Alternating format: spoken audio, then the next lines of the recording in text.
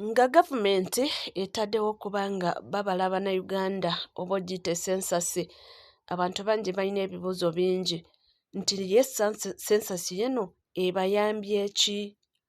Mbu ye bafuniramu wa okubanga babalibwa?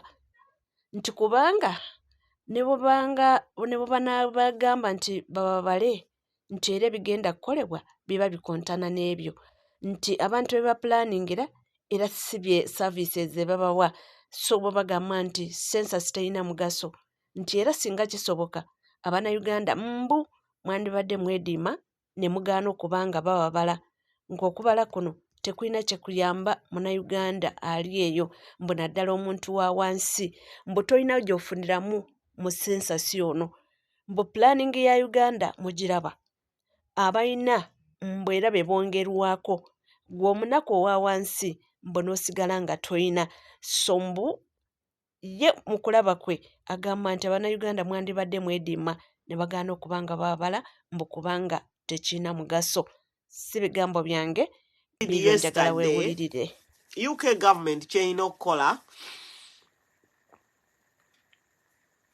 simple things just to return Anita Amongy's children back in Uganda and to study in Uganda, as simple as that.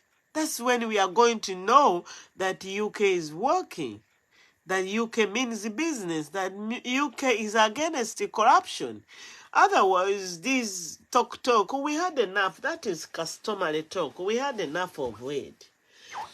We don't want lies. We had enough. We have case study to learn about it. Yeah. We're tired. Completely we're tired. And number one, nalabye ngenda kwogera ku bya census, tagging aba NUP, tagging abo n'abakulu ab'ekamwokya. Ekigambo kino ekya census kintu kikulu nnyo. NUP, what is your take on census? What is your take?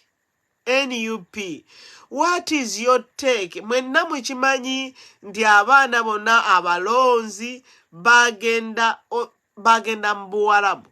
Most of them not by themselves, bagenda through government channels. And the government, mulaba Museveni yatukola.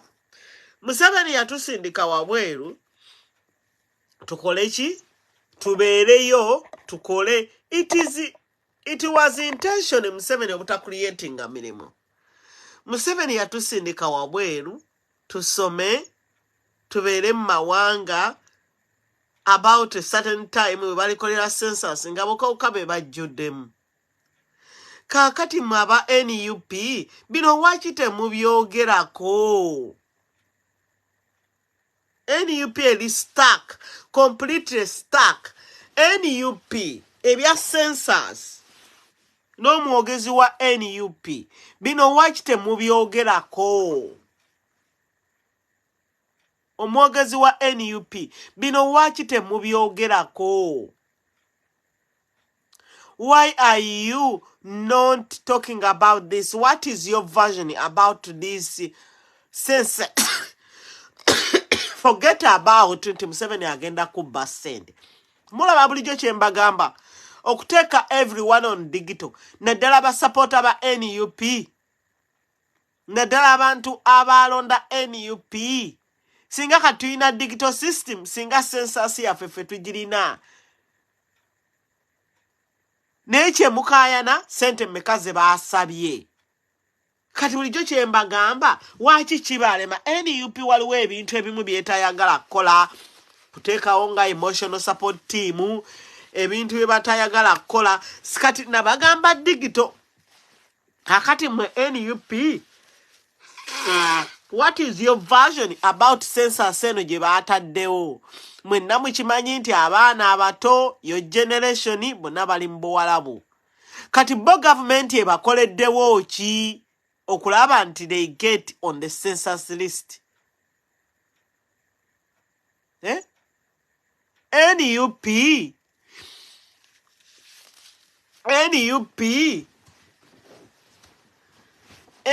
nze nakolako census, nali Kiwangala. eri eyo naye ng'Abanyarwanda bakuwa ssente bakwegayirira obateeke mu lisiti. Ffenna tubamanyi ku byalo.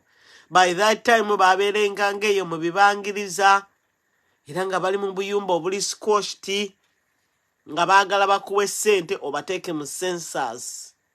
Naye nga naye bakubuulira census eyina lisiti oli mwana waani wazaalibwa wa bla bla bla bla bla, ebyo nga layini ezo eziddako tebazirina. Kati nga tolina nabo obateeka mu census. Naye kye njagala okugamba NUP teke yammwe eri ki ku census? Kubanga sincerely abaana bano n'abalonzi bali mu Buwalabu. Bali mu Buwalabu. Mubakoleddewo mutya abaana okugenda ku census? Mukikoze mutya? It's not their fault. Government yo nyini eri clearly knowing that these kids, they went to look for jobs through the government entities. Kati mwe NUP eby'abaana mubakoleddewo ki?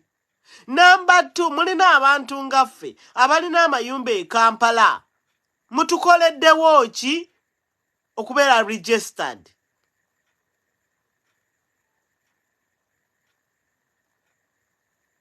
Mutukoleddewo ki okubeera registered? Number 1, bakyusiza semikadi ate era bakyasaba ssente to register people. Ekyo kiba kati okukyusa semikadi and paying more money, 300 billions oba millions okukola census kiba kiyambirawo bannayuganda. Mwakyusa semikadi nga tusuubira nti everything will be combined in that same card. SIM card. Mwakyusa SIM card nga tulowooza nti everything will be combined in that card of the telephone. And why are you asking more money for census? Twalibadde tugamba nti kampani y'amasimu erina the whole people, because most of people abantu bakoka abataliibo be baana abato abatalina simu, and some of the kids abasinga bali mu Buwalabu. Kati NUP teke yammwe eri luddawa? Abawagizi bonobono nabo mu diaspora, each and everyone has a house in Uganda. Kati eno census etulekawa? Museveni ali ku plan yagabira bintu bantu baffe. Buli Museveni kyateekawo is not going to be benefiting for Uganda. Ate mwenna mukimanyi nti Museveni alina beef ku diaspora. Kati mukoze mutya? Are they registering somebody who is in the country, or they are registering all Ugandans?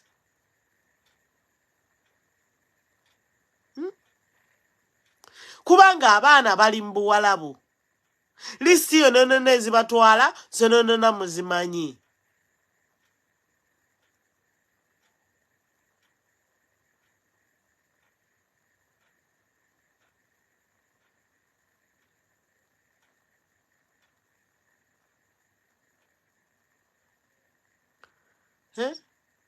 Listi ezibatwala muzimanyi. You know it clearly.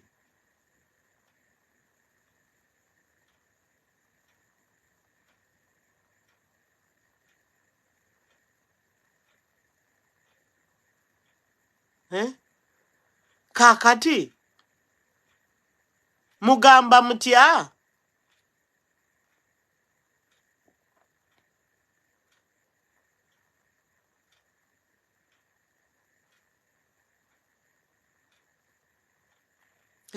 Mugamba mutya timuli ku census?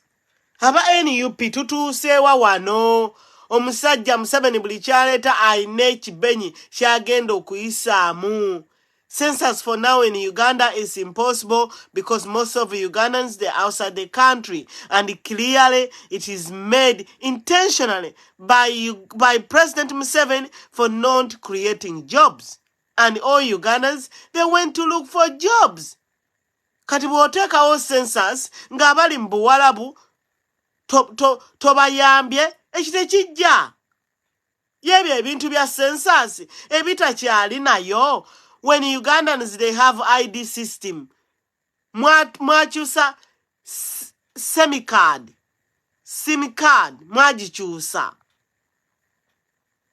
mwagikyusa amasimu gonna and everybody registered. Mbona mwabasabanga ennanga muntu, everybody was registered. Good morning Maria.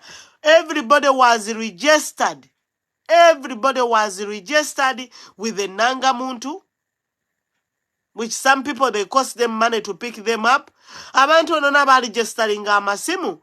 But why Ugandans are paying more? Why are we paying these census? Census tebichi akola when you have the digital system. Chemamba gamba. From 7 to Jamukuba when the NUP or Oba Alternative Party etaddewo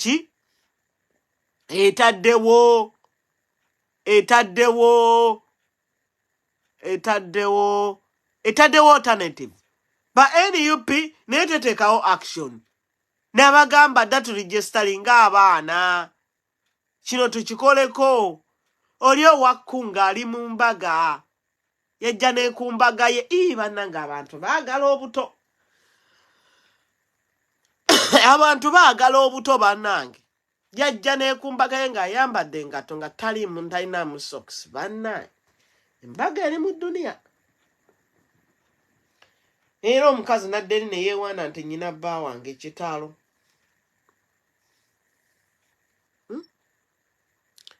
NUP fe tutaddewo ki? Mumanyi basapoota bammwe bali mu diaspora bonna balina amayumba. People in diaspora wake up, muweereze amannya gammwe eka babawandiike mu nkalala. Ke batakuwandiika ennyumba bagenda zitwala. Museveni ali ku pulaani ya kusqueezinga diaspora. There is no need of census. Bino byakaddiwa dda. Eyo system nkadde nnyo Museveni. Abantu bakyali ku census. Abantu balina medical records, birth certificate, death certificate, bantu balina ID card, SIM card. There is no need abantu ate okuddamu ate tukole census. That is over repeating. It is over repeating. Ne NUP wano nze nali badde njagala Minister of Internal Affairs etuyambeko ku kino. Eyogera ku kino ekintu bwe mutakyogerako Museveni tawulira. NUP mwe pulaani yammwe eri ludda wa? Ngenda kusituka genda gula mishunga bukyali. Oba Iceland baba bagiguddewo. Oba ngende mu Alidi oba Lido. Nengula emishungwa ndiyanguleyo oba ne ku nanasi. Olumbe nno lunchapye.